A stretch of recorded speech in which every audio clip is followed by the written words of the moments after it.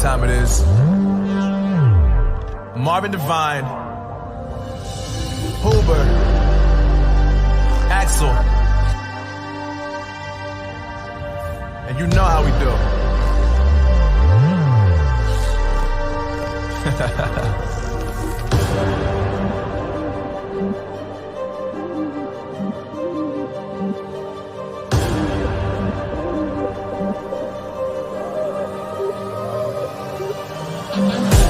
Yeah, I got the juice, yeah, I got the juice. Big game cool, make them look like cool. Always play it cool, that's the biggest rule.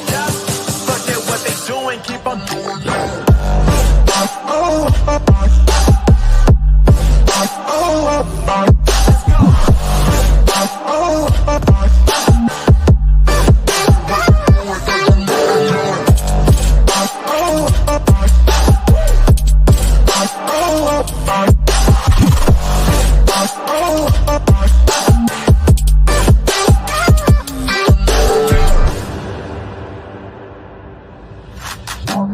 I've been making loot since like 22. Ask me how I made it right here in the booth. I'm always pursued cause of what I pursue. That's greatness, yeah, I gotta make it, I got things to lose. Boy, wanna get in my crew, but you can't get in my crew. Me, XL, and Huber, way too fireable. When this joint drop, better call the troops. And when you hear the drop, better raise the roof. Better raise the roof. You already know what happens when we link up. Let's go. Yeah.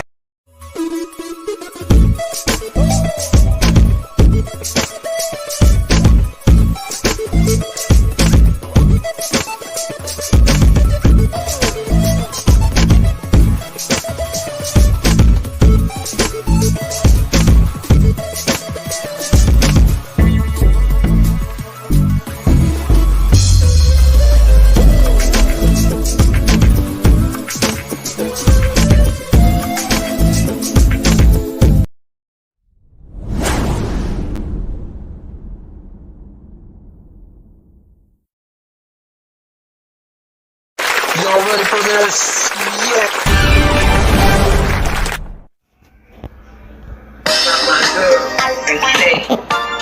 This is the Lisa Baxter Show, giving you the 411 in the kidney one. My girl, and say, this is.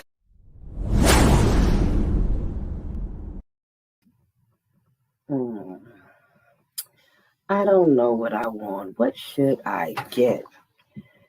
Give me 1 second, waiter. I'm going to order. Yeah, I know what I want. I know exactly what I want. I'm diabetic, though. Well, anyway, diabetic or not. Listen, bring me your starches. Bring me your desserts. Bring me the sugar. Bring me the sweets. Pile it up. Pile it on. You know what I'm saying? Because... I'm hungry. I got a serious appetite going. Make sure it's nice and good, nice and piled up and thick. Give me your pasta, give me your rices. Yeah, give it all to me. Yeah, give me some of them breads too. I love bread and butter. Thick bread and butter. I can smell that bread and that butter. Yeah, because let me see. Yeah, so bring me everything that you can bring me, all right? And after you bring me all of that, bring me a Diet Coke. How about that?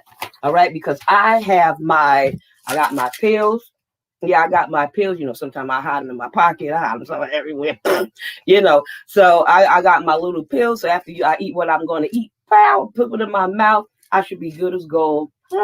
Who pays attention to their diabetes or their sugar? I know I don't. But I heard that lady on the Urban Health or YouTube or cable or some kind of channel saying she do that, and she's the whisperer of the dialysis, the transplant, the kidneys, the diabetes, every illness you got. This woman has everybody on this show about it. But all I know is that this is the Lisa Baxter Show, giving you the 411 in the kidney world. Hi guys, how you doing? Happy Sunday. Yes, your girl got a great great show lined up and a great thing going on. That is so right. I just wanted to say, if you have to ride in a something like something that transportation, and you don't want to touch the money, I prepare my money ahead of time, so all I have to do is hand it to the driver. You don't have to touch hands, whether I have gloves or not, or what have you. So that can be very sanitary for you. I got the different sizes, so the snack bags hold the money really good. When I ran out of that, I used this or that. So I just wanted to give you that little tip. If you germophobic or if you scared or worried or anything like that, you can do that kind of thing.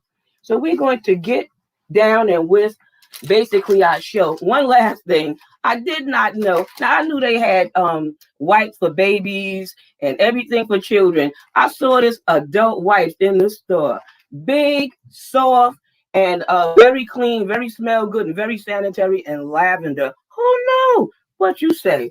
I don't know if you need that or if that's your thing or anything like that, but it really smells nice.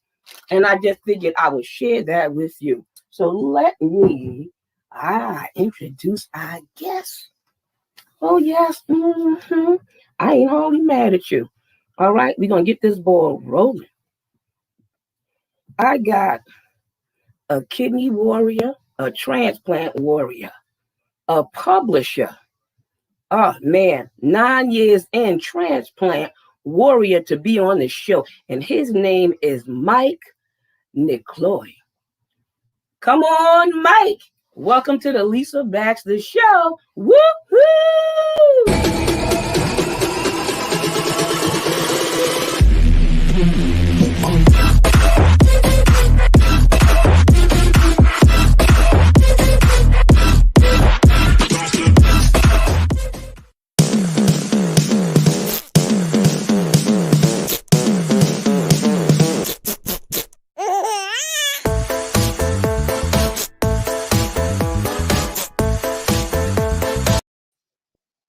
Mike, hey, how are you? It's good to see you, Lisa. I'm doing great. How are you? Alive and kicking, honey. Alive and kicking. I want to shout out, give you a happy birthday there last week, I believe it was, right? Oh, thank you. Thank you. It was last week, Friday, and my balloons are still going nicely. I said, oh, well, let them be in the shot. What the hootenanny? I guess till they inflate and fall out. You know what I'm saying? So, absolutely. But thank you very much. You bet. Yeah, thanks for having me on. Well, of course, I had to have you. You know, I know Brenda. She introduced me to you. She was on the show last week. You guys are good people. There's nothing but good, great people on this show. How about that? You're right. Brenda's awesome. She's written some great books for kids to understand transplant and organ donation, and it's wonderful to work with her. Absolutely. Excellent. I know that's right. Now let's talk about you. What was the job you did before you start doing what you did? Old job, a past job, or what you're doing now? Take us there. I was basically a musician who looked for work, which means I did a lot of different jobs in usually logistics and sales, a little bit of art work as far as working with different musical groups.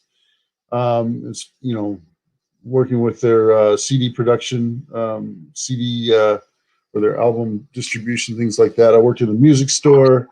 I've worked in, like I said, in sales. I've worked in inventory control in different places. And then I got a job. My wife was actually the marketing director for a writer who co-writes and writes books for people. And she said we should start a publishing line in this company. And so she brought me in to work on the publishing line for that company. A couple of years later, I ended up purchasing the company from that owner, Reggie LaBerge. And we got to, since I worked with our clients, I kept all of those clients, and obviously I've gotten a lot more clients. So that's kind of my story in a nutshell, where I've come from. Wow. Oh, you trying to make my 30 minutes go faster than what it is, but we're gonna drive that and we're gonna back that thing up just a little bit. All right. Right. So you worked for this, you worked as a musician and doing music and a publishing company. How long did you work for the publishing company? I think it was 3 or 4 years. I can't remember exactly. It's all right. And yeah, and we started publishing the writers that she was working with, and then started working, to get other co-writing work, and then just publishing work. And when she was ready to move on from that business, she offered it to me. So I just kind of kept going with it. All in the family. All right. I ain't mad at you. Come Definitely, on now. Yeah. definitely, Well, that's what families do. We learn from each other, we teach each other, and we help each other, and we share stuff and grow together. The more money, the absolutely, better. The more help, the better, or the support. definitely, yeah, definitely. What I love about what I do is I like helping people get their stories out there.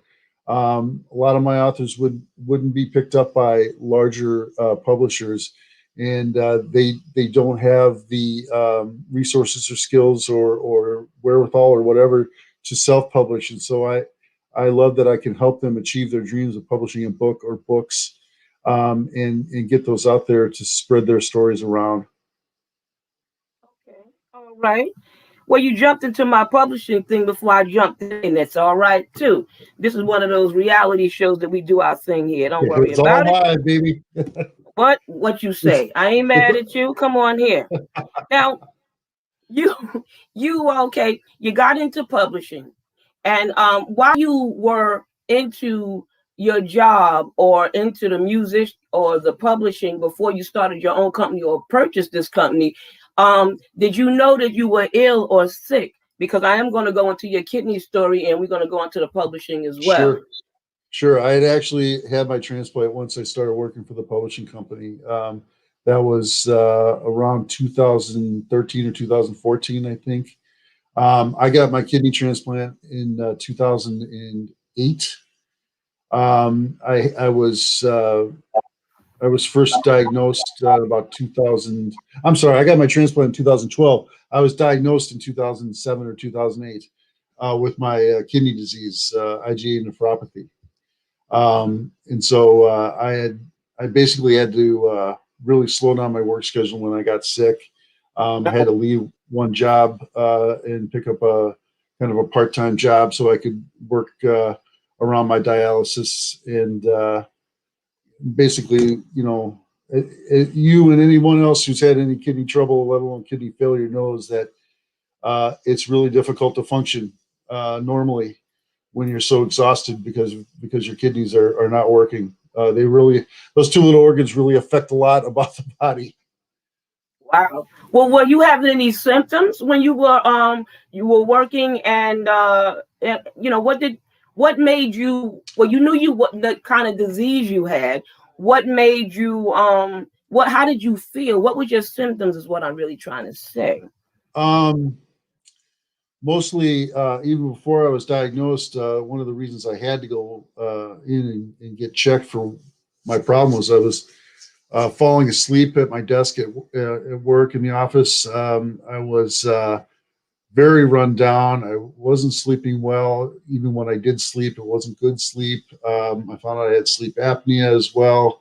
I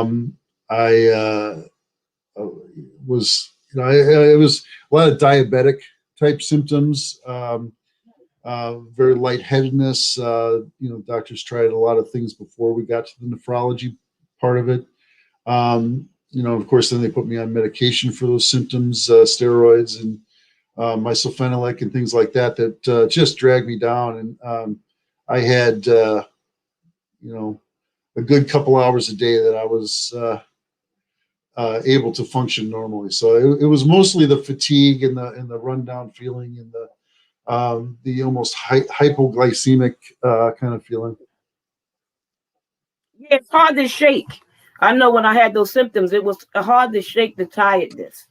And Very. It was hard to, I just couldn't, no matter how much sleep I did get or didn't get, I still was the same. You know what I mean? It was Yeah. the same outcome of being exhausted, like I ran track or something. So I do, Yeah. I do understand that, you know, tired, exhausted, getting out of breath kind of thing. And I Yeah. was always an active person. But Yeah.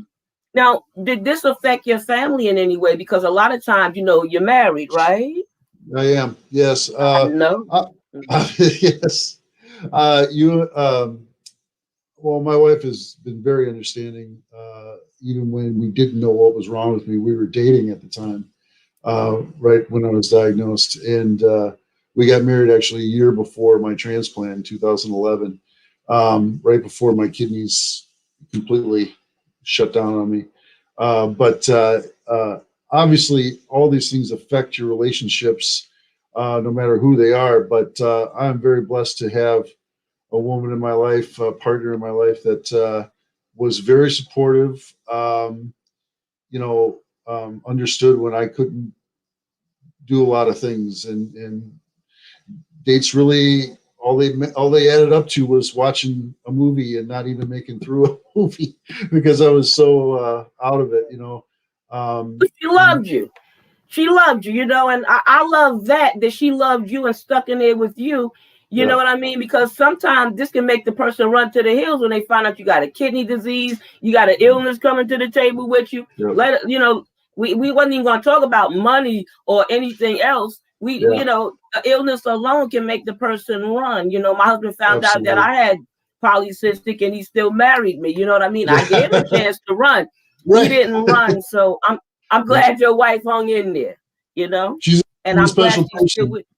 Yes, thank you. And she's a special person, as your husband was, and as far as being supportive and understanding of a chronic illness and what that does to a person. And she didn't let me idle by, though. She made sure I got up and went around, and we moved around, and got me out for walks, and made sure she came to all my medical appointments with me to make sure that when you have any kind of chronic illness or just your health in general, you are your best advocate for your own health. And when you're not in the capacity, yes, energy, to have the energy or whatnot to be able to do that, having somebody who's an advocate for your health is imperative. It's extremely important. And I was so blessed to have that. I don't want to say lucky, and I don't want to say fortunate. I say blessed because I believe this woman came into my life for a reason. And now that things are normal health wise, we get to enjoy life, and we've been able to have children because of my transplant and everything. And I'm so glad she stuck with me through that, because there were difficult times when I was in the hospital a lot, dealing with my condition before I qualified for transplant, before I qualified for dialysis. There were days and weeks at a time when I was in the hospital or in the ICU, just trying to deal with the effects of my kidney disease, and there were effects on my entire body. So she spent a lot of time in the hospital with me, and again advocating for my health and for my care, because this is the disease I had was a special disease, and people have to be on top of things, or else they're not going to treat you correctly. So I give Angela, my wife, all the credit for that, because I was basically either a zombie or for a couple of days I was in what I guess I would call a coma. I was out for a couple of days.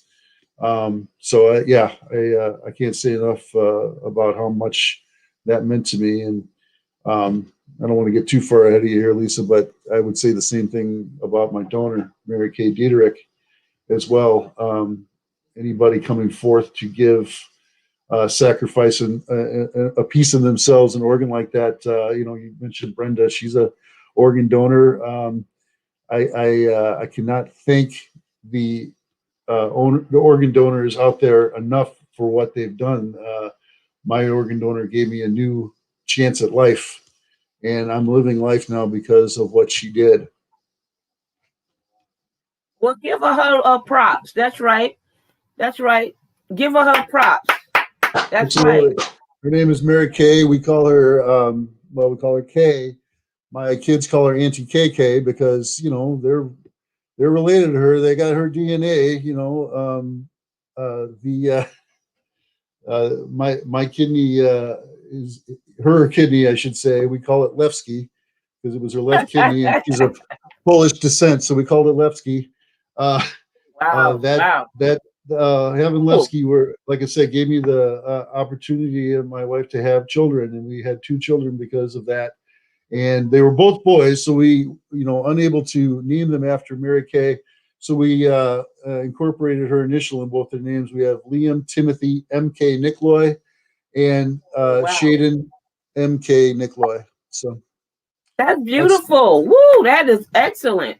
yes. I'm glad you were able to have children. I got the kidney way after, but I was trying to have children for a lot of years, and I call my kidney Hannah because that's what my husband and I wanted to name our baby. Well, that's what he wanted to. I wanted to name them Ephraim, and he wanted to name the girl Hannah. So at least we've named our kidneys, and you got a chance to have children, which is a blessing and a beautiful thing. I congratulate you and your wife.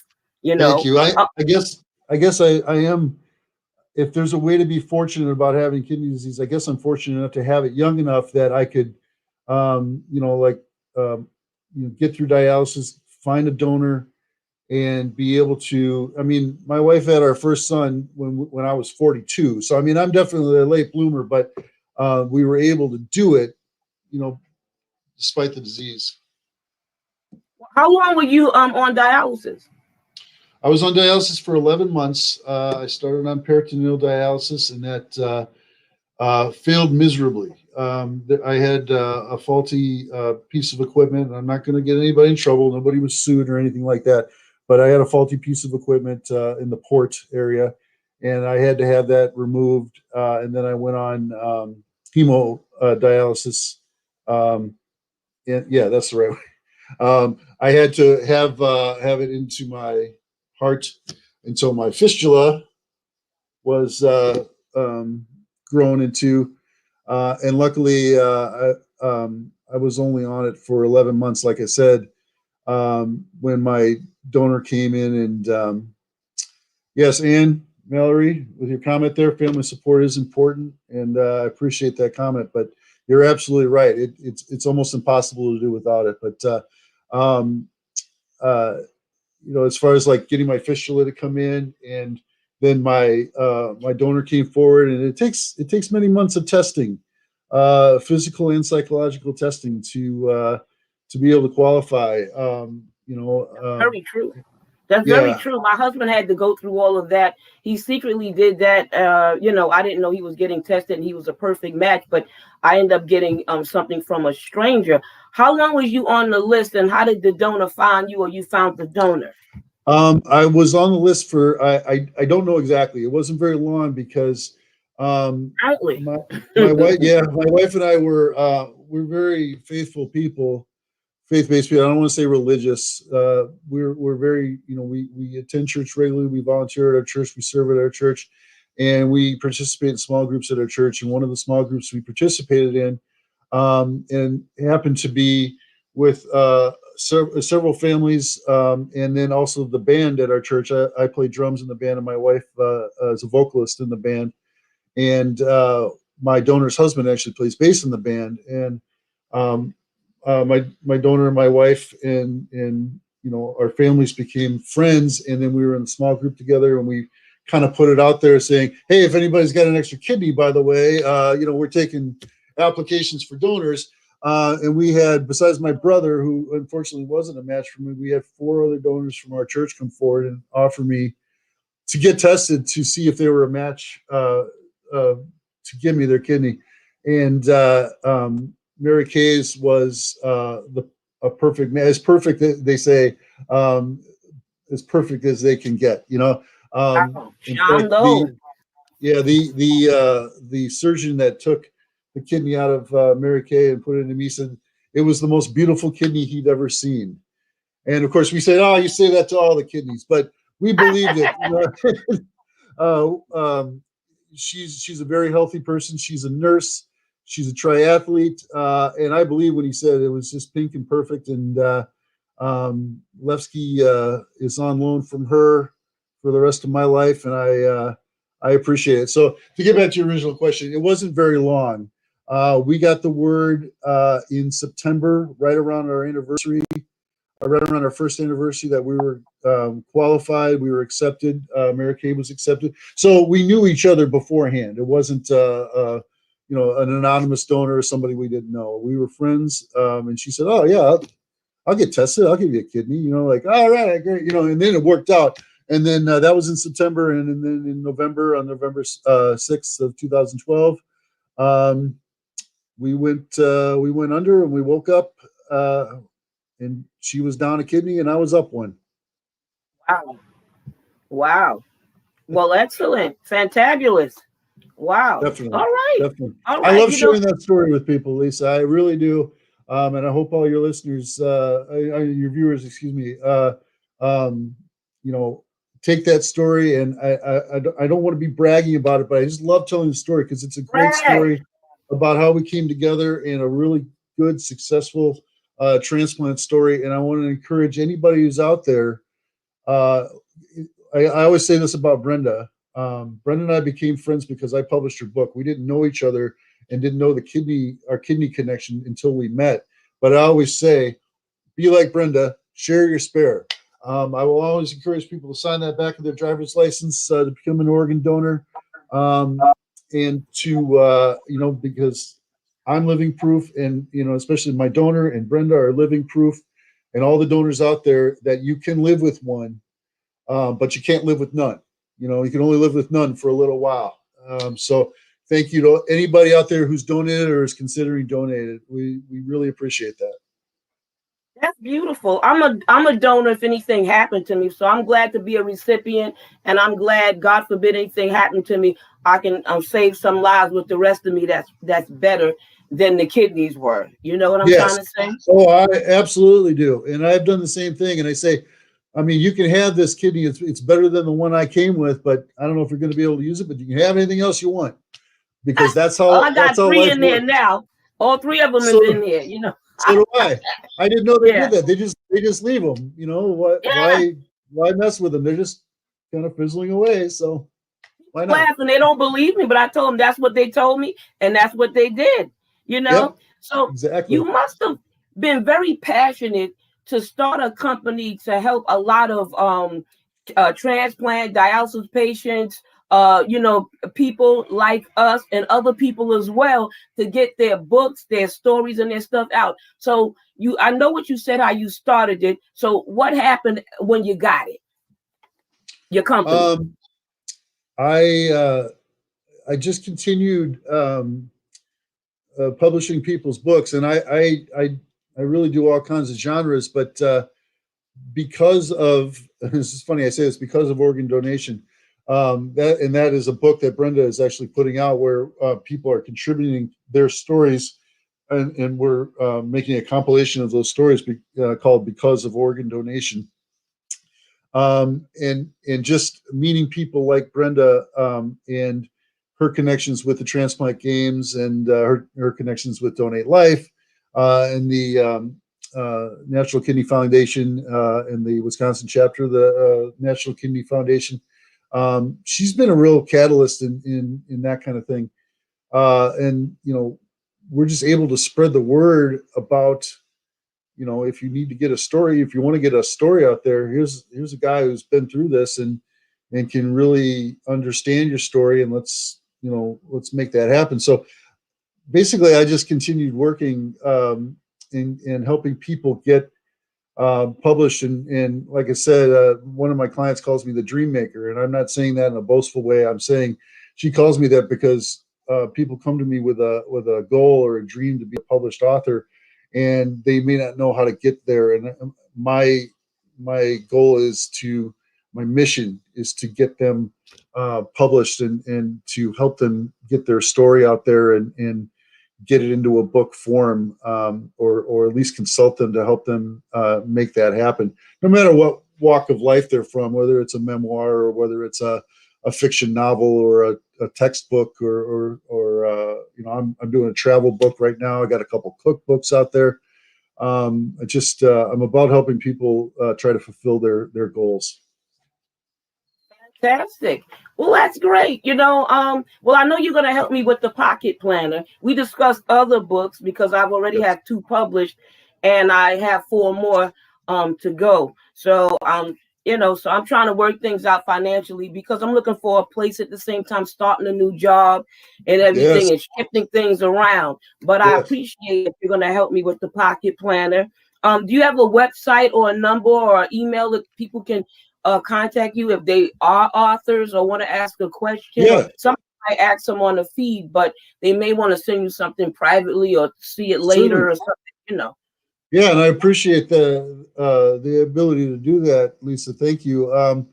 Nico11publishing.com is our website. NICO11publishing.com.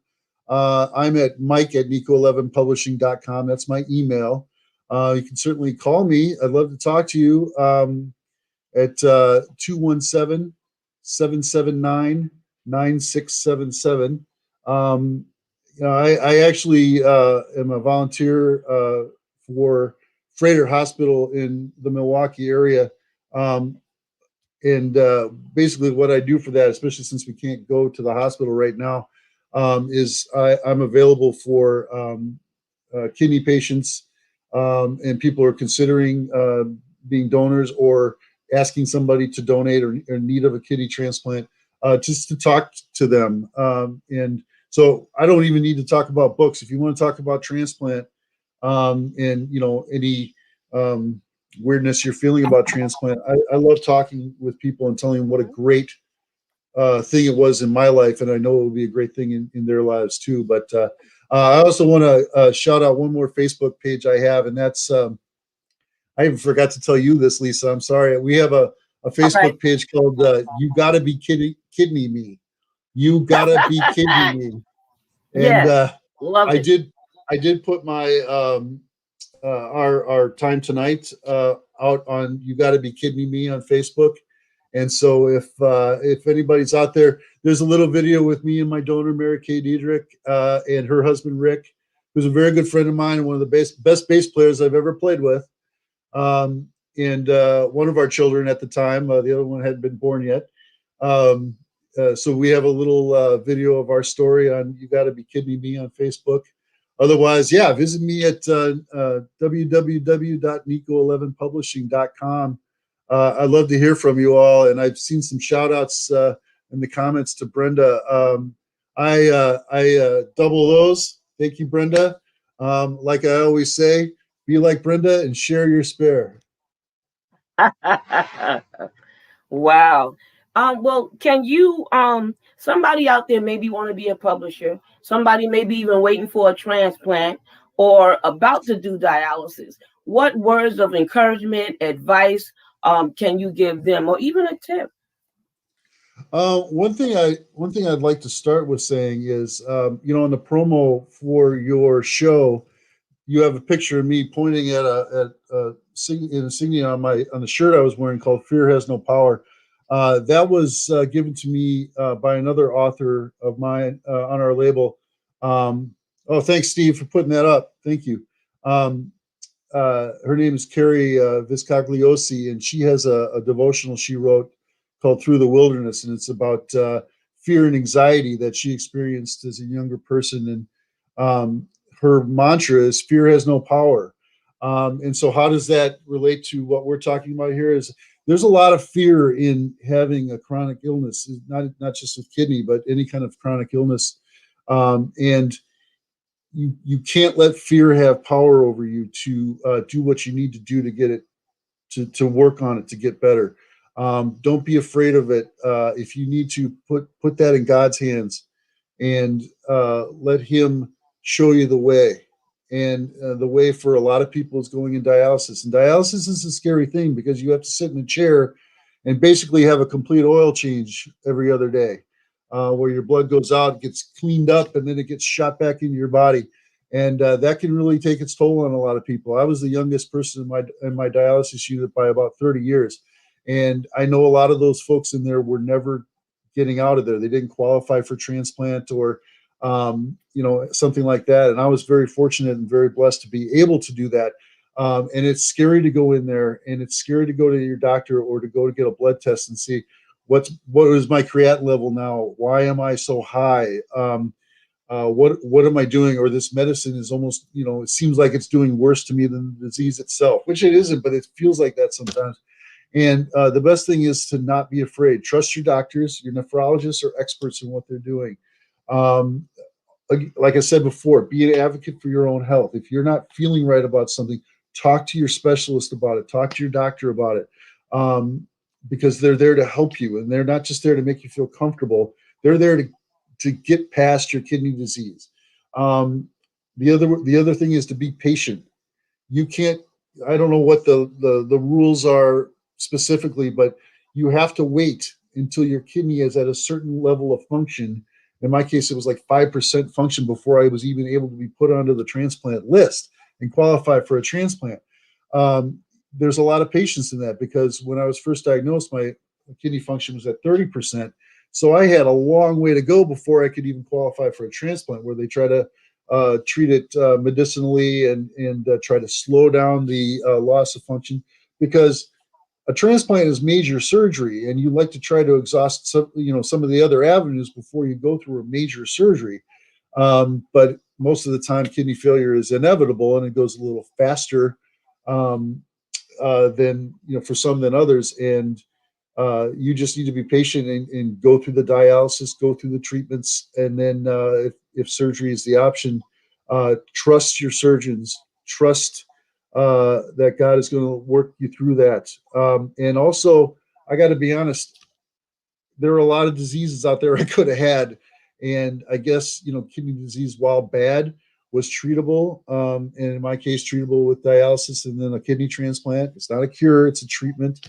And so you just have to be faithful, trusting, patient, and like I said, an advocate for your health, or make sure to have someone who's an advocate for your health to talk about your concerns and your pain, your kidney-related pain, and all the side effects from your medications and things like that. Wow. I'm loving it. I'm just loving it. All right, now who you want to spread some love? I'm loving it now. Who you want to give some love out there to, a shout out to, somebody in your corner, anybody special? Well, obviously, my wife Angela, my two sons, Liam and Shay. I have a lot of friends. And obviously my organ donor, Mary Kay Diedrich. I can never thank her enough. And I try to, and she's very humble about what she's done, but I can't thank her enough. But I also want to recognize, some people that work with me: Marla McKenna, obviously Brenda Cortez. And I hope I don't forget anybody here. I wasn't expecting this question, so I didn't prepare any names. But I have a lot of friends who. And actually, I want to give a shout out to you, Lisa, because you're putting the word out there every week, and you're a kidney warrior and a transplant warrior, which you've called me, but I'm nothing compared to you and what folks like you do, because the kidney disease and kidney transplant is not as kind of talked about as much as some other diseases. And yes, those diseases, I give money to charitable functions that work with childhood brain cancer. I've published books that raise money for the V Foundation for childhood cancer research.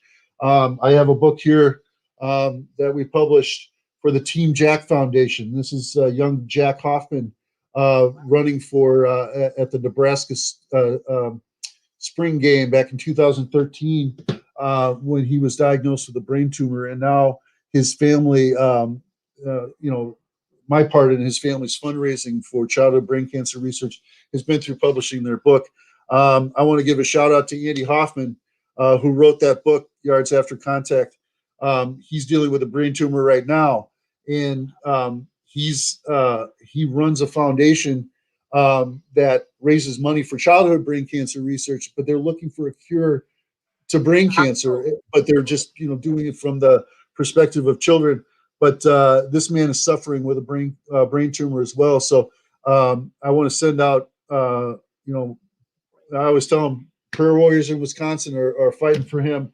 And I want to get that around the world here to pray for people like Andy Hoffman, who's a friend. And I hate seeing him with the brain tumor. I have friends that I've played with and that I've worked with. When I say play with, I mean in bands, in the arts team at my church, River Glen Christian Church in Waukesha, Wisconsin. I want to give a shout out to all those folks there, my good friends, my family there. I want to say hi to my brother Russ and his family, and my parents, Mary and Roger, who also were big advocates and very supportive and helpful when I was going through my kidney disease and my kidney failure. I wouldn't be alive if it hadn't been for them and for all those people I'm talking about now. We never go through this journey alone. We need the support of our family and our friends and other people. We had people sending us meals after my surgery because I was, I spent time in the hospital, and my wife Angela was always there. And so, people took care of her by getting meals to her. And when I came home, they would come to visit and spend time with me. So Angela could go back to work. And my friends, the LaBerges, came over. My friend Daver came over. All my friends, the Millers, that made me food, and made us meals. I can't thank any of you enough, and I wish I could be more specific with all of your names. So, well, you had a community. Look like you had a community. That's absolutely. Beautiful, and that's what we want, to get a whole community, our neighborhood involved in this kind of thing. They need to know about kidney awareness and kidney disease and all the stuff that we fight with and deal with. So I'm glad that you have so many people behind you. And with you. You know what I mean? You look well, you look good. I mean, you coming up swinging and fighting. I ain't mad at you. Double punch. Kill that disease. Bow. Smash it. As Steve would say, smash your kidney disease. So, well, I really thank you for doing this and coming on, and I thank you for sharing your story. It's a big, beautiful story. I want you to have an excellent, wonderful night. Keep it up, and I see you because we're going to do that book thing together. Yes. Bless your life. I ain't mad at you, and you ain't never lied. I love it. Thank you so much, Lisa. It's been great being here. I want to say thanks to Steve, back behind the control board there, doing his thing, making you look beautiful. And making me look okay, acceptable. Thank you so much for having me, and let me, give my shout out for kidney donation, organ donation. Everybody out there, sign the back of your driver's license. Sherry Spare. Okay. Thank you so much. Right. Thank you, and good night. Appreciate you. I'll talk to you soon. Yeah, appreciate you. Absolutely. V for victory. Woo. Yes. Guys, you've heard it. This is a wonderful show. Wasn't it, though? I surely enjoyed myself. Just before I end, let me see here now. Psalms 37:8 says, don't give in to worry or anger. It would only lead to trouble. All right? Now, for resources, I'm going to tell you the Epilepsy Foundation, 1-800-332-1000. That's 1-800-332-1000. And the Arthritis Foundation is 212-984-8730. Live from New York, Lisa Baxter. I ain't mad at you. Nothing but love for you, baby. I'll see you definitely next week. I got Emmett. That's right, Emmett Henderson III. All right? This guy is a king warrior, a king kidney, a king lupus warrior, a fighting man for everything. So look out, because February got some good things coming up, but he's the last one for January. Good night. Farewell. See you next week. Have an excellent week. Peace. Mwah.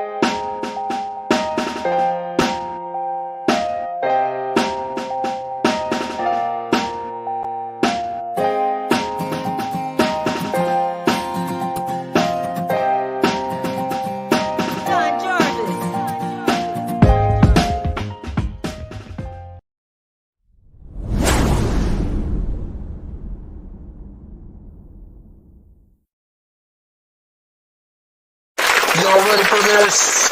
Yeah.